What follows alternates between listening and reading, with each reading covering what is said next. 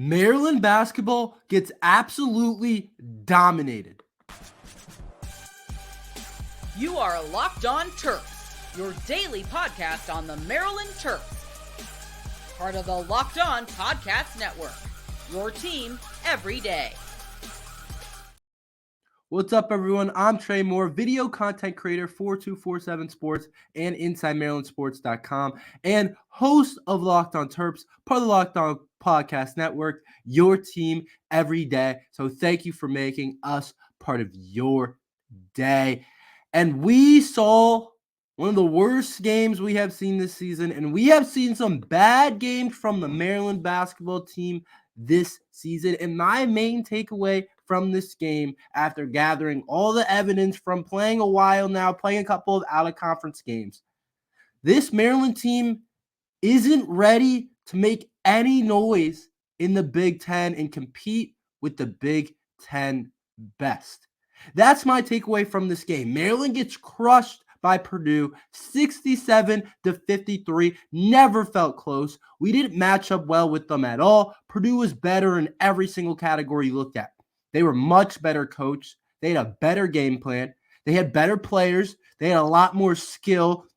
They had a better defensive game plan. They were a deeper team. They were a more talented team. Every single way you looked at this Purdue team, in which you kind of thought going into it, they're the number one team in the country. They're going to be really well coached. They're going to have a ton of talent. They're going to play good defensively. They have the best player in the country in Zach Edey. But every single category I looked at, shooting, defensively, getting to the basket, it felt like Purdue today or yesterday was much better than the Maryland basketball team. And going into this game at home, and the atmosphere was kind of down. Nowhere near what it was last year and nowhere near what you would expect from Maryland basketball, even though it's on break and the students aren't all there yet, which definitely hurt us. The atmosphere was definitely still less than what you would expect for having the number one team in the country coming into town overall. But right now, we're just not where we need to be. We're not in position. I don't think we have the personnel. I don't think we have the team to compete in the Big Ten this year overall. And maybe we can flip it around, but watching this Purdue game, I just don't see it. It felt like we had no shot on defense. No matter what we did with Edey, we knew he was going to get his. I mean, Kevin Willard said he was going to get his, but he got 23 and 12, and that's about what he averages. So it felt like he was dominating us, but I guess he dominates basically every single game. But overall, it's not like he went for 35, and he has done that this year. He has gone for above 30 points a couple times this year. So it's not like Zach Edey exactly just killed us and won the game himself. It was just Purdue is so much more balanced, and I think the way they have built that team is awesome. I think I was talking to my dad a little bit about it. It's more like back in the day basketball where you play for round one, you get it in to your post guy, and you let him go to work, and if they send doubles or whatever, then you kick it out to these shooters. But Purdue went 9 of 20 from the three-point line.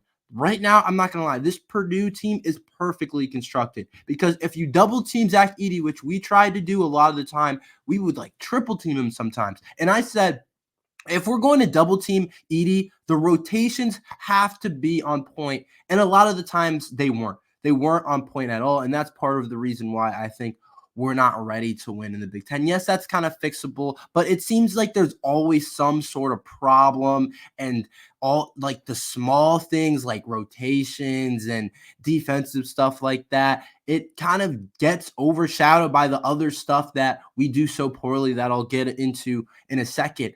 But Purdue shot 9 of 20 from the three-point line. That's a balanced team. That's a team that is perfectly constructed because, like I said, if you double team Zach Edey and they start kicking it out, they're going to make shots. And I understand that they're going to get shots if you double team Zach Edey, but I still thought that we could have rotated better a lot of the time. Sometimes there was defensive miscommunications where they just got open three-point shots. But shooting 9 for 20 from the three-point line, I mean, come on. We're not going to win the game when they shoot 9 of 20 from the three-point line. I could have said that going in. If I would have seen that Edey had 23 and they shot 9 to 20 from the three-point line, almost 50%, we weren't going to win the game overall. That's why I think I said going into the game, the best game plan going in was to do some of both, double him sometimes, and then also sometimes just let him play down there. But I felt like we might have been almost better off maybe letting Edey have almost 30 points and not allowing those 3-point shooters to get going. Maybe just letting him play one-on-one and trying to play him really physical, and he was going to probably get like 30 points on you rather than letting those 3-point shooters get going, because when they're both on, you're not going to beat that Purdue team. They're too talented overall. And the Purdue team really makes me think about the Maryland team, and you're going to have something like that makes you a little bit different than the rest of the teams to be able to compete in the Big Ten, to realistically be able to be one of the better teams in the Big Ten. And Maryland doesn't have that. Purdue has Zach Edey, and I look at other teams across the Big Ten. They have other things going for them. Like they have multiple guys that can get buckets. Maryland doesn't have that. Maryland just doesn't have right now the makeup of a team, specifically offensively, that can win games in the Big Ten right now. I just don't see it. And I wish my takeaway could be like Maryland will be okay after this game. But I felt the opposite. I said after the UCLA game, if you remember, yes, Jahmir Young scored 37, but I feel a lot worse about the Maryland Terrapins after watching that game because I felt like we were too Young dependent. I felt like we still couldn't really make shots outside of Dante Scott and Young, and that's what it continues to do for the Maryland Terrapins. But offensively, we just aren't ready to be even in the middle of the pack, I would say, in the Big Ten. And that's kind of surprising coming into the year. I mean, I think we thought more of a couple different players and a couple different things, but offensively, we're terrible. I see us as a bottom team in the Big Ten and one of the worst teams offensively in the Big Ten, if honestly not the worst. We have a big enough sample size now.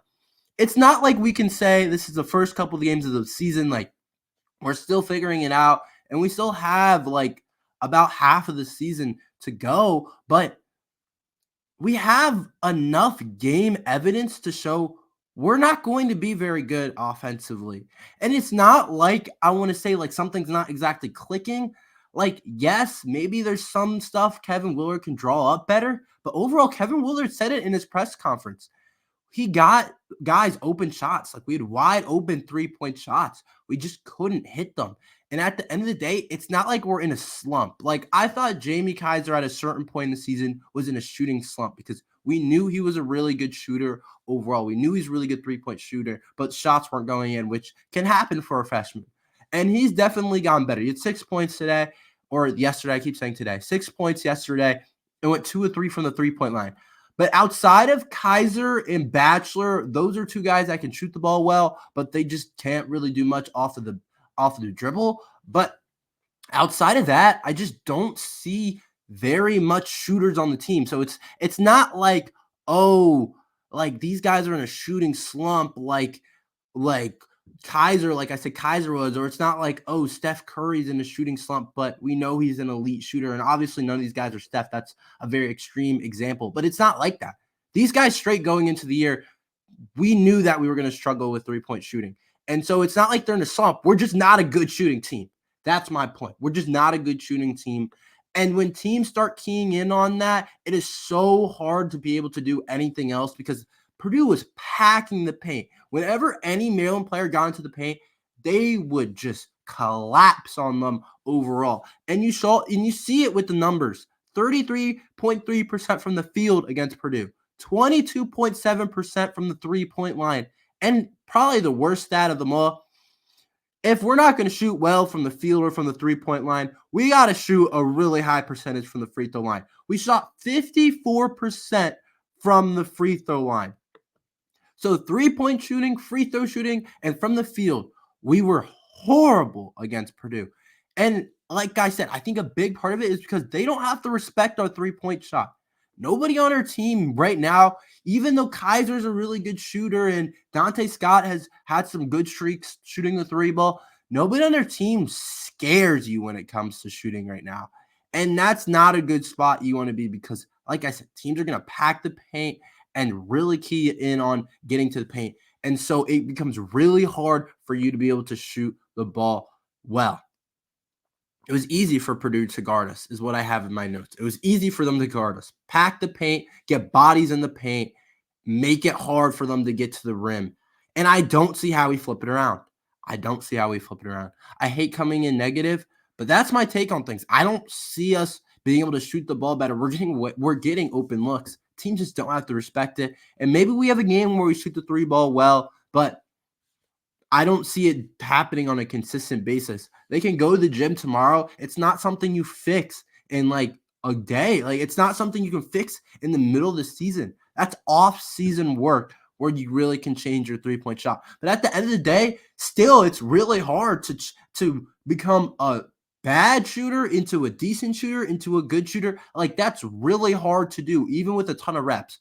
My opinion on shooting, a lot of it's just natural ability. Like, no matter how much some people practice, I don't care if you shoot the ball as much as Steph Curry has in his career and how many shots he has practiced overall, you'll never be as good of a shooter as Steph, just because I think a lot of it comes down to just natural shooting ability. A lot of people just have it and some people don't. And I think a lot of the players on the Maryland team just don't have it. There's clearly a problem with shooting the ball overall on this team. Let's get more into the personnel in this game. Jahmir Young is carrying Maryland basketball right now. I'll talk about that after this ad from LinkedIn. These days, new potential hires can feel like high-stakes wagers for your small business. You want to be 100% certain that you have access to the best qualified candidates available. That's why you have to check out LinkedIn Jobs. LinkedIn Jobs help find the right people for your team faster and for free. A lot of people need jobs right now, and if you want to find someone amazing for your company, LinkedIn Jobs helps you find the qualified candidates you want to talk to faster. So post your job for free at linkedin.com/lockedoncollege. That's linkedin.com/lockedoncollege to post your job for free. Terms and conditions apply. LinkedIn Jobs helps you find the qualified candidates you want to talk to faster. Maryland basketball is way too dependent on Jahmir Young, and Jahmir Young is carrying the program right now. Who knows where we would be without Jahmir Young right now? And it honestly scares me to think about next year. Without Jahmir Young and without his playmaking ability, I am scared for next year. I don't know what to expect. I don't know what will happen. But without Jahmir Young next year, it could be scary because right now, Jahmir Young is carrying this Maryland basketball program. It's really nobody else that you look at that has performed on any type of consistency over this entire season outside of Young so far. He had to drop 37 against UCLA, or we don't win that game. If he drops only 30, I don't know if we win that game. I don't think we do. If he drops 25, we don't win the game against UCLA. He had 26 against Purdue, and it didn't matter at all. Nobody else helped. And you saw that we got off to that slow start overall when we went down 8-0 and we had to call a timeout. You know what it made me think? Oh, Jahmir Young doesn't have 4 points to start the game or 5 points to start the game or scored on both of our possessions. Oh, we're down 8-0. Doesn't really surprise me at all. If Jahmir Young's not going to score, I don't know who's going to score. And I keep repeating this fact, but I think it's true. And I think Kevin Willard has to honestly recruit better because you look at it at our team, we don't have enough shot creators, guys that can create their own shot, guys that can get to their spots in mid-range. That's why I love bringing in Malachi Palmer. I think Malachi is really good at getting to his spots, and that's the guy that we just got who attends Mount Zion. I made a video about him, who's a 4-star, our latest Maryland basketball recruit, our only recruit in the 2024 class. But outside of Jahmir Young, there isn't a shot creator. I thought Julian Reese was, but Julian Reese has been such a disappointment over these past couple of games, especially this game against UCLA. He's supposed to be our co-star. He's supposed to be the star next to Jahmir Young. They're supposed to do it together. They're supposed to be both all Big Ten type of players. But overall, Julian Reese has been terrible these last couple of games. It's almost like he's just taking up space out there. He does some okay things defensively, and I don't blame him for some of the stuff that happened with Zach Edey. It's impossible to stop that guy. He's so good.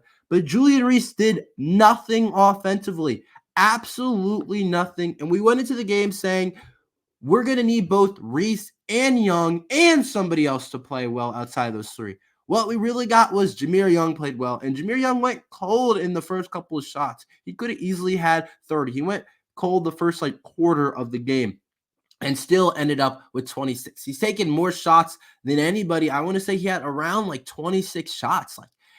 He is trying to create so much offense for this Maryland Terrapin team, and we need him to do it. Every single time it doesn't run through Jahmir Young, there's honestly a problem right now because the rest of the team isn't doing much. But back to Julian Reese, 34 minutes and 0 points, barely attempted any field goals, had 4 shots. I noticed something with Julian Reese. He doesn't play in the post. We don't get him post looks when there's someone bigger guarding him, like Zach Edey. And the same thing happened against UCLA. They had that big center who's a sophomore, really talented kid, was the Pac-12 freshman of the year. But last year. But when someone's bigger guarding, when someone is bigger than Julian Reese, he doesn't even try to score. It's we can't post him up at all. I don't know if it's no point. Is he not going to score against Zach Edey? My point was before the game, I was maybe we can get Edey into some foul trouble if we continuously attack him with Julian Reese. Maybe he can pick up 2 early and he has to sit. But no, that's not what we did at all. I don't know exactly why. It's he just doesn't post up. And I thought Julian Reese was a guy that can create shots off the post. Yes, he can do it off of lobs and stuff like that. But one of the main ways he gets a shot is through post play. And we don't see that at all from Julian Reese right now. And it's an absolute problem because Jahmir Young needs help, and Julian Reese isn't giving any help down low. He didn't get to the free throw line, and that's a problem. That means he's not attacking at all. I know his free throw shooting isn't the best, but we still want him to get to the line overall. That means he's playing aggressive. So he's turning this switch off where he doesn't even try to get to the rim. It's definitely a problem right now for Maryland basketball. Julian Reese, that's another reason why I said we went into after the UCLA game. I felt we had more concerns after that game because Julian Reese also, that was another game he had 0 points or had 1 point or something. It was less than 2, I remember. So I said that's another problem now. Julian Reese isn't playing well, and we saw that again today. Julian Reese clearly, I don't even want to say it's a slump. He's just not even trying to score the ball, really, and we need him to attempt more shots. He needs to get up at least 8-9 shots just from posting up down low. It starts with him. See if they double him because that will create some offense that we need. But right now, I don't think teams will. But we really need him to start to do something down there. He hasn't done anything in these 2 bigger games. Forget Coppin State against UCLA and against Purdue last night. That was one of my main takeaways, one of the biggest things of the game. And then we have to have a conversation about Deshaun Harris-Smith. Deshaun Harris-Smith, talented freshman, 4-star recruit, was considered a blue chip prospect, best player coming out of Virginia and all this stuff.